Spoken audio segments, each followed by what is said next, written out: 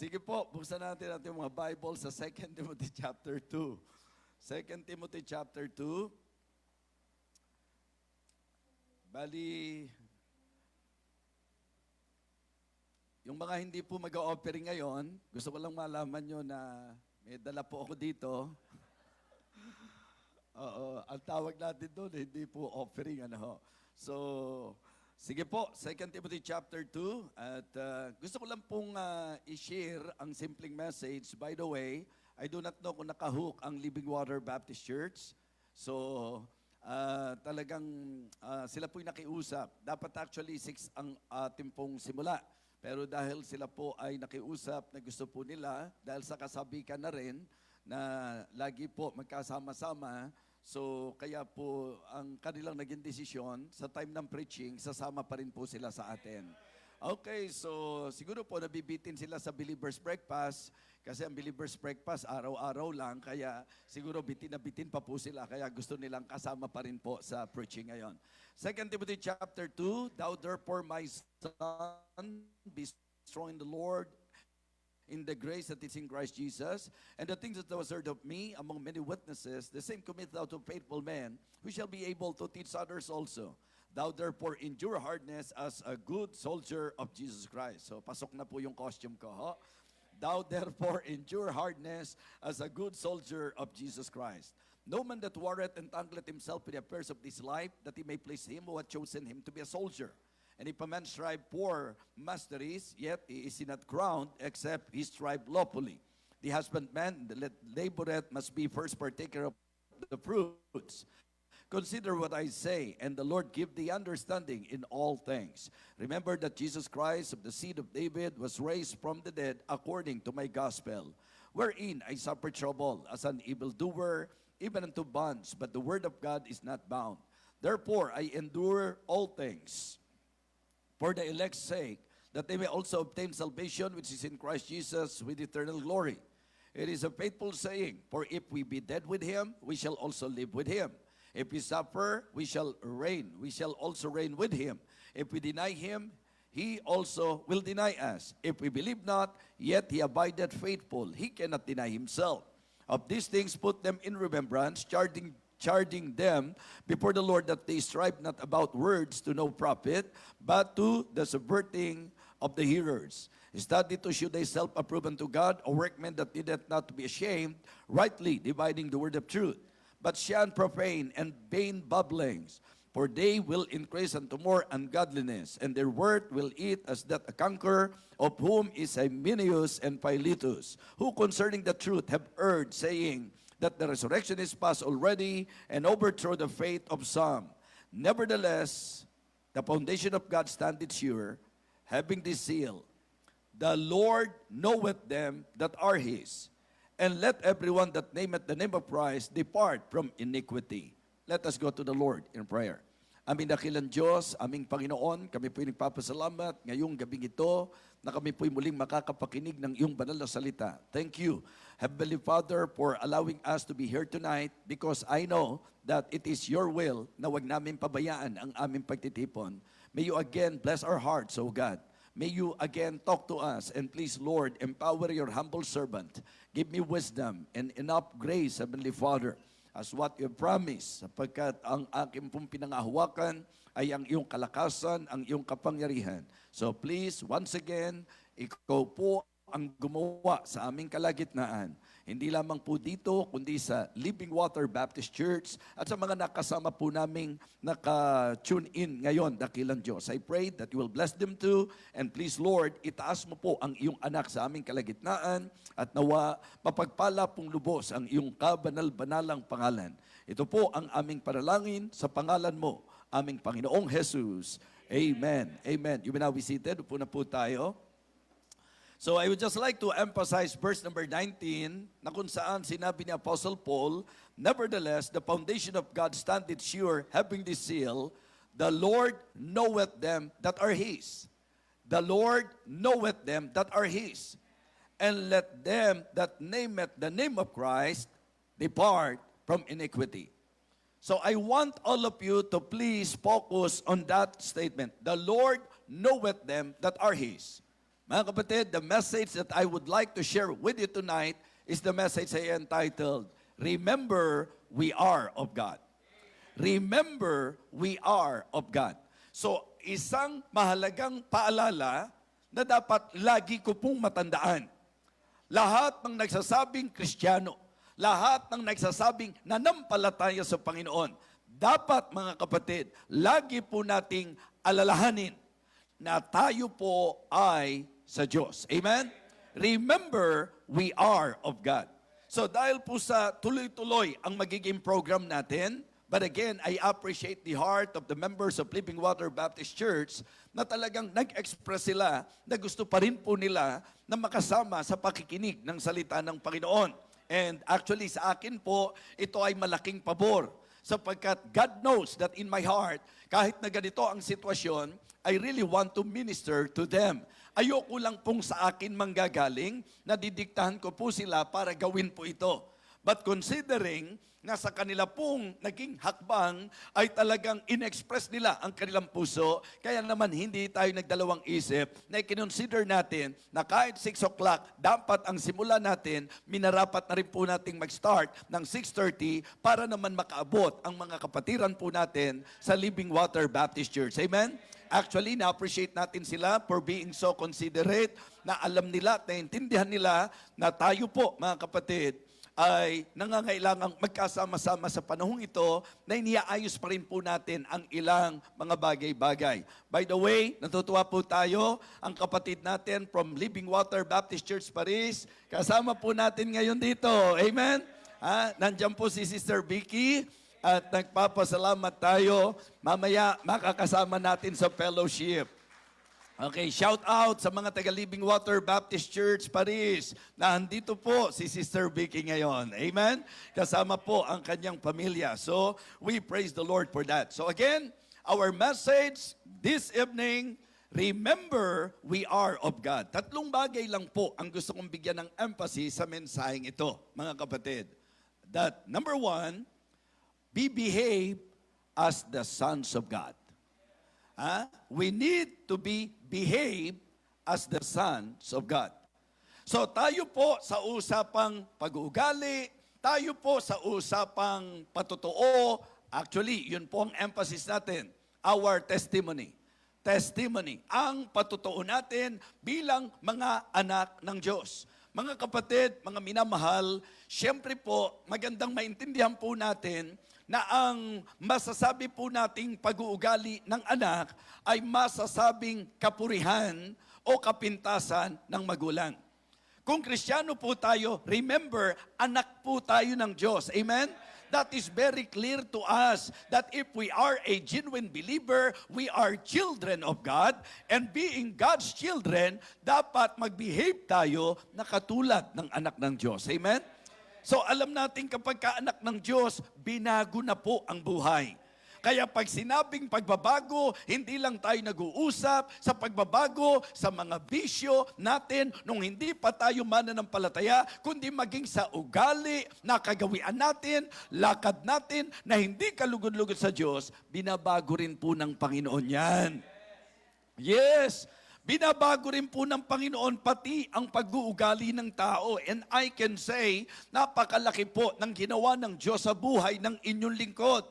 There are so many things in my life, particularly sa naging gawi ko po, sa naging ugali ko po, sa pagkatao ko po. Nagpapasalamat ako sapagkat kalakip ng aking kaligtasang tinanggap ang pagbabago na ginawa ng Panginoon. Amen? And that is very clear to what the Apostle Paul told to his son in the faith. It is very important for every believer na pag-ingatan po natin ang ating pong ways, ang ating pong lakad, mga kapatid, ang ating pong mga masasabi po nating kagustuhan, yung pong ating kalooban, importante po ang pagbabago. Kaya nga, sabi ko, sinasabi ng Panginoon, dito po sa sulat ni Apostol Pablo, nevertheless, the foundation of God standeth sure, having this seal. The Lord knoweth them that are His. Tingnan niyo po ang sinabi. And let them that nameth the name of Christ depart from iniquity. Sino sa inyo naniniwalang dahil Kristiyano tayo, anak na tayo ng Diyos? Okay? Ang tanong, saan natin na ilalagay ang pangalan ng Panginoon? Sa kapurihan ba o sa kahihiyan? Mga kapatid, sa kapintasan ba o sa kapurihan? Sa kapintasan ba o sa karangalan? Importante na ako at ikaw bilang anak ng Diyos mag-behave na gaya ng tunay na anak ng Diyos. Amen? So, ang isang Kristiyano po ay hindi lang dapat Kristiyano sa kanyang confession. Hindi lang siya dapat Kristiyano sa kanyang claim. Dapat Kristiyano po siya sa tunay na konsepto ng pagiging Kristiyano. Ang anak ng Diyos ay marapat lumakad ayon sa katuwiran ng Diyos, sa kalooban ng Diyos, at sa kaparaanan ng Diyos. Amen? So, mga kapatid, kamusta po ang ating pong patutuo bilang Kristiyano? How is our behavior? Diba? Sabi ko, pagka sa mga unbeliever, nakikita po yung mga hindi tamang bagay, hindi po alangan kasi unbeliever eh. Pero kapag sinasabi nating believer, pagka sinasabi nating anak ng Diyos, mga kapatid, yun po ang hindi bagay. At makikita natin na sa katotohanan po, sometimes nakakahiya na yung mga unbeliever, para bang si Cornelius, yung unbeliever sa kanyang spiritual standing, pero yung kanyang masasabi nating buhay, ay buhay ng isang mananampalataya.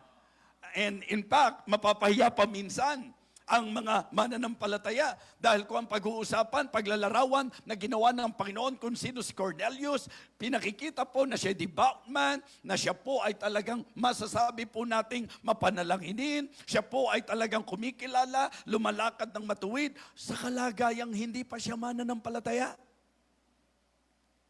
Tapos sa katayuan ng mga anak ng Diyos, parang hirap na lumakad ayon sa kung ano ang kalooban ng Panginoon. Mga kapatid, we need to be behaved as the sons of God. Amen? Ikalawa po, we need to be brave as the soldiers of God.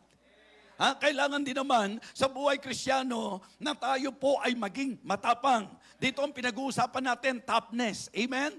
Yung tibay, yung tatag. Kung Kristiyano po tayo, dapat aware tayo na sa Christian life, nasa gyera tayo, nasa laban tayo, and our enemy is no other than the devil. And that is the reason why we need to claim the strength of God. Ang sabi po niya, be strong in the grace that is in Christ Jesus. Ang sabi po ni Apostle Paul, thou therefore endure hardness as a good soldier of Jesus Christ. Ang sabi po niya, no man that warreth entangleth himself with the affairs of this life, that he may please him who had chosen him to be a soldier. I am telling you, ngayong gabing ito, kaya may laban tayo kasi sundalo tayo. Amen? Kahit hindi kayo nakasuot ng ganito, sundalo po tayo mga kapatid.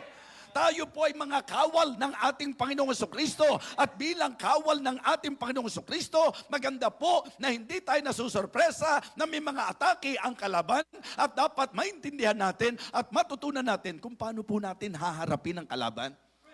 Hindi po pwedeng haharapin niyo po ang kalaban sa lakas natin bilang tao.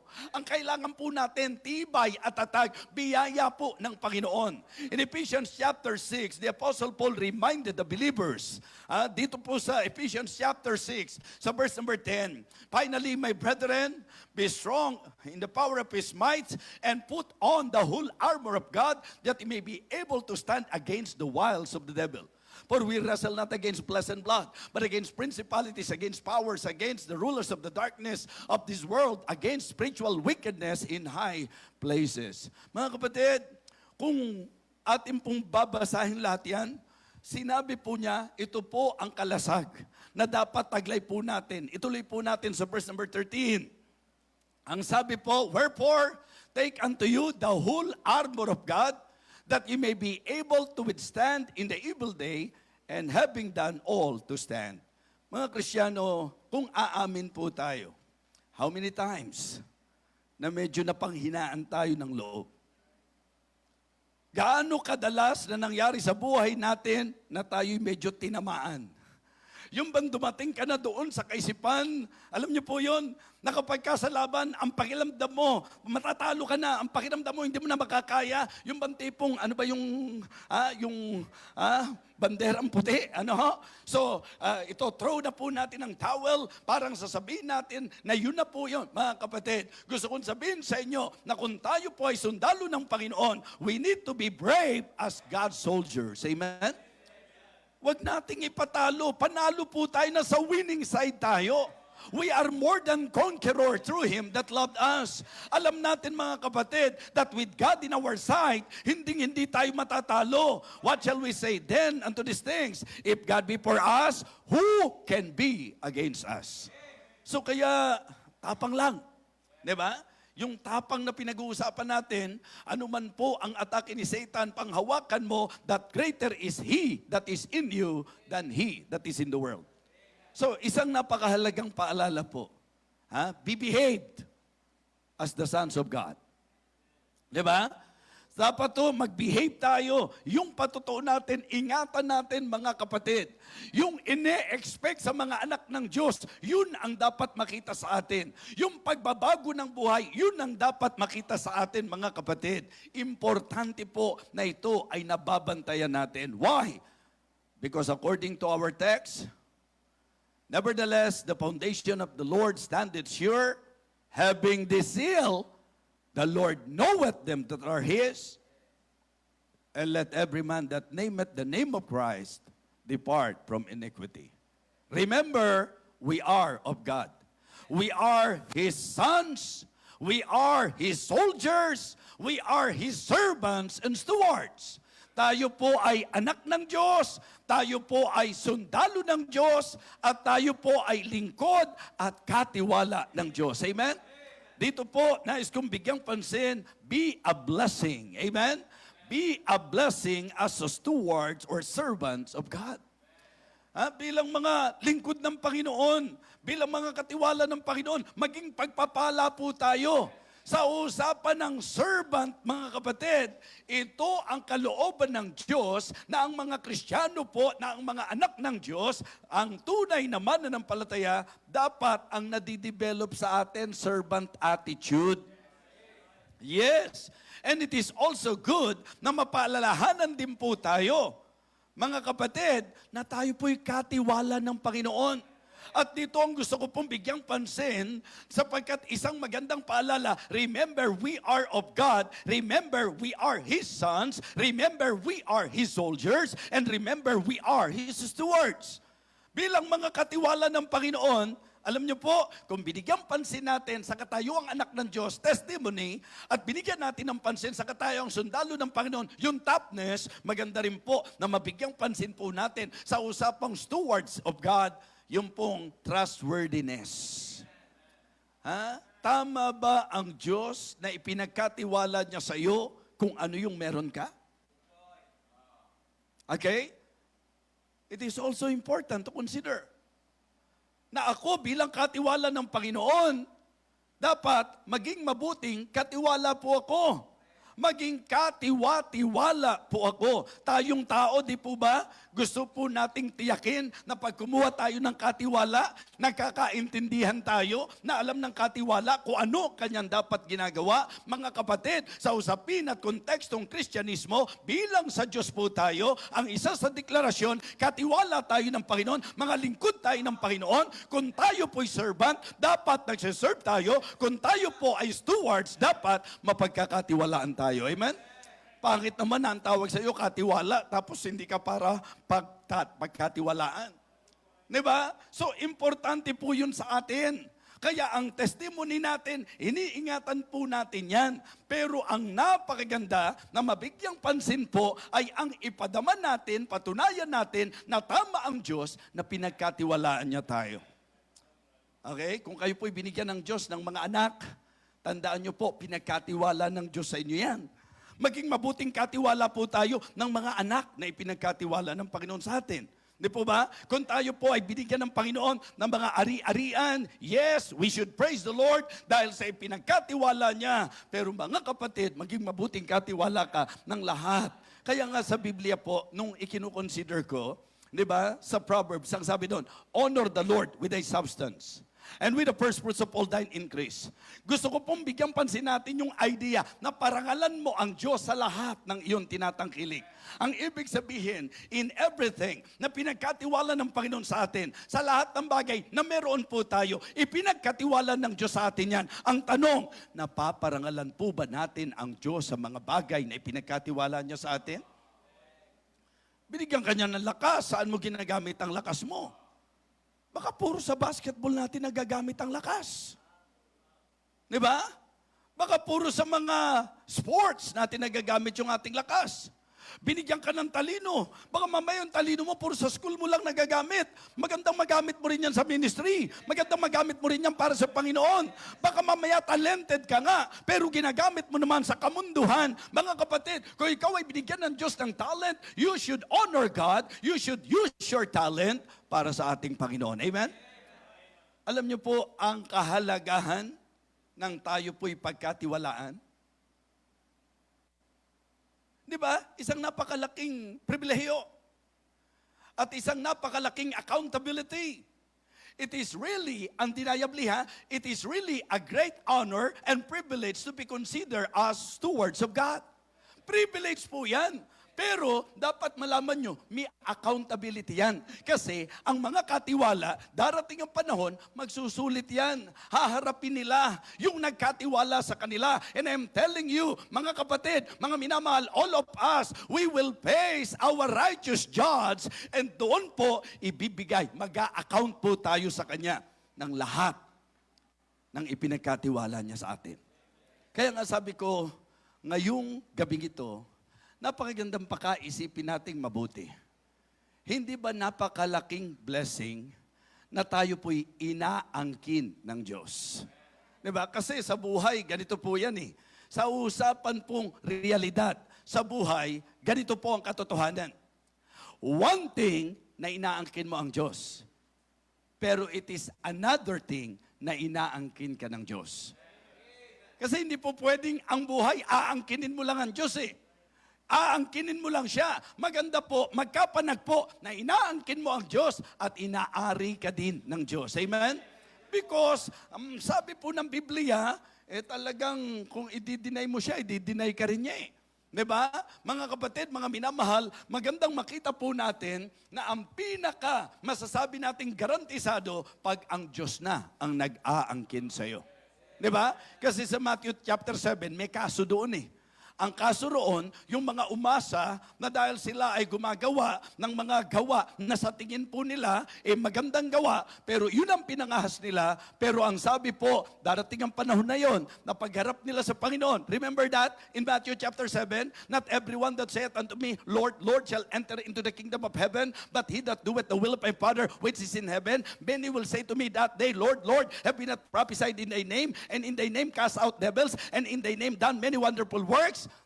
Then will I profess unto them, I never knew you. Depart from me, ye that work iniquity. Wala na pong higit na sasakit sa ganyang kalagayan na ikaw ay tinatanggi ng Diyos. Mga kapatid, kaya huwag kang magsettle doon sa kalagayan na inaangkin mo siya. Ang dapat tiyakin mo, inaangkin ka rin ng Diyos. Amen?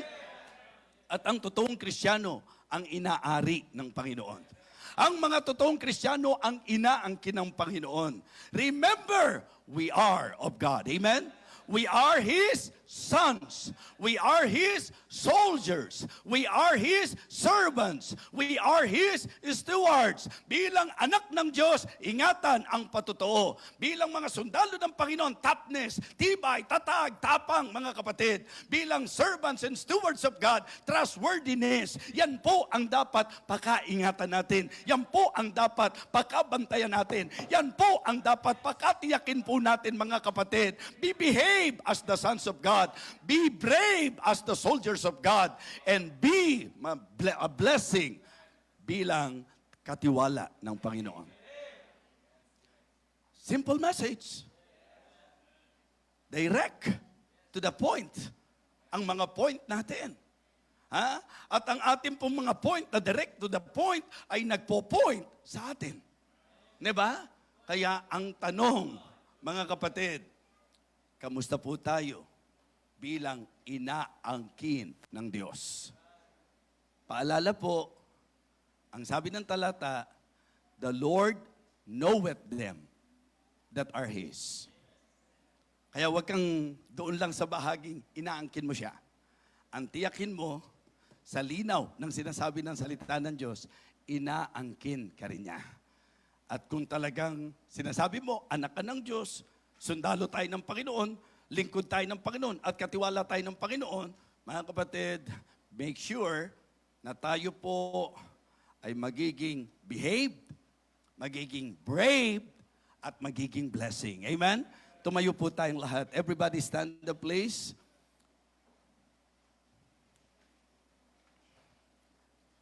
Masasabi po natin na ang message na ito ay isang mahalagang paalala sa mga Kristiyano.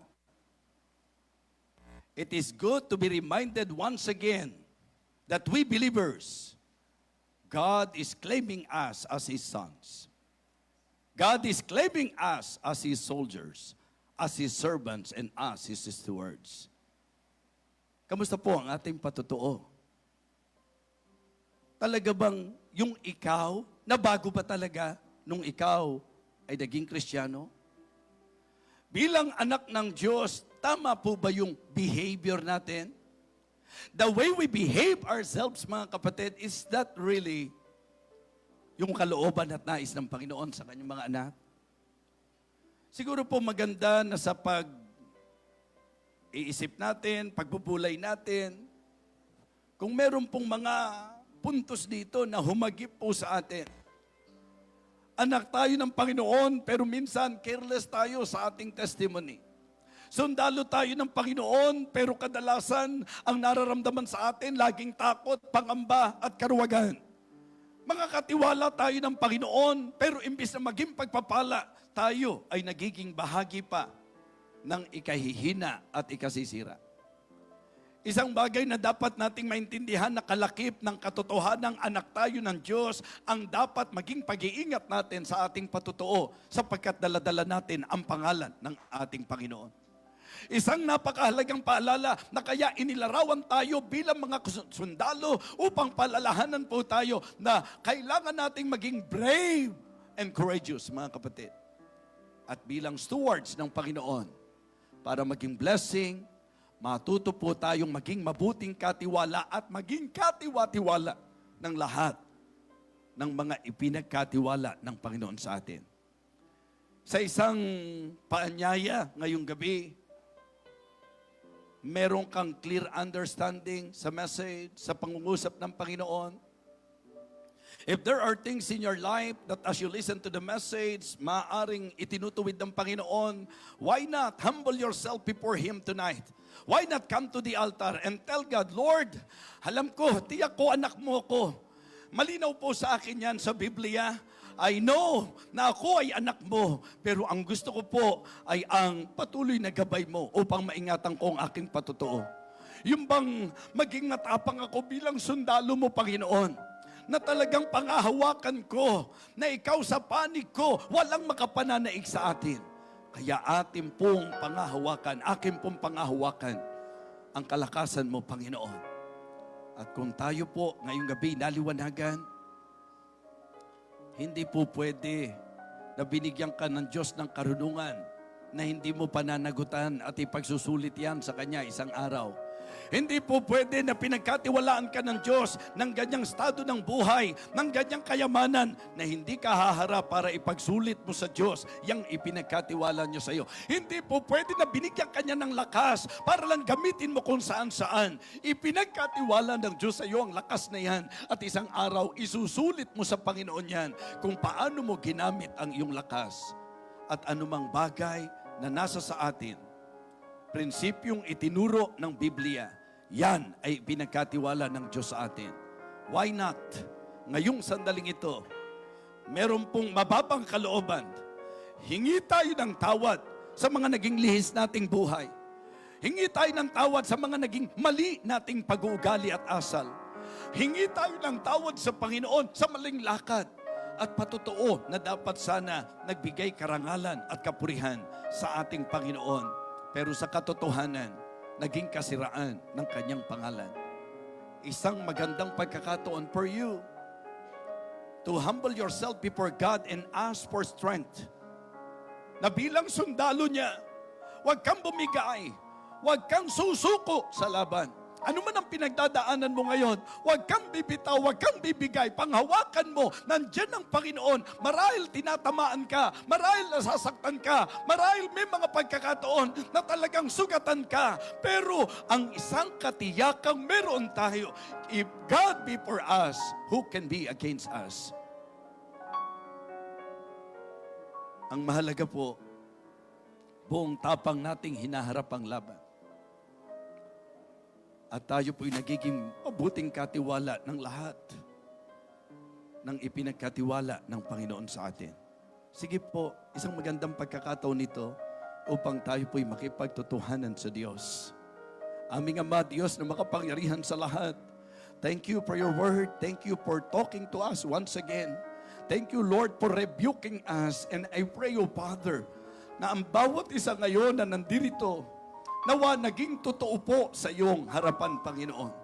Na kami po'y magbantay bilang kami po ay pinaalalahanan mo na kami sa iyo, Panginoon, na kami po'y pag-aari mo, na kami inaangkin mo, Panginoon, na bilang mga anak mo, mag-ingat po kami sa aming mga patutuo, na bilang sundalo mo, magpakatapang kami, magpakatibay kami, magpakatatag kami, sapagkat hindi mo kami binigyan ng espiritu ng katakutan o ng karuwagan, kundi ng kapangyarihan, dakilang Diyos.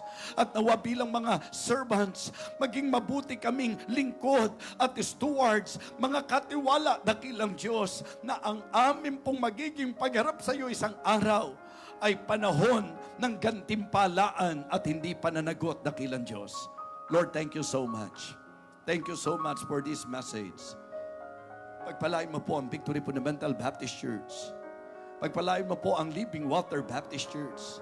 Pagpalain mo po si Pastor Ronald, maging si Preacher Tony, ang mga preachers, ang mga ginagamit mong leader sa church na ito, at ang bawat miyembro, dakilang Diyos.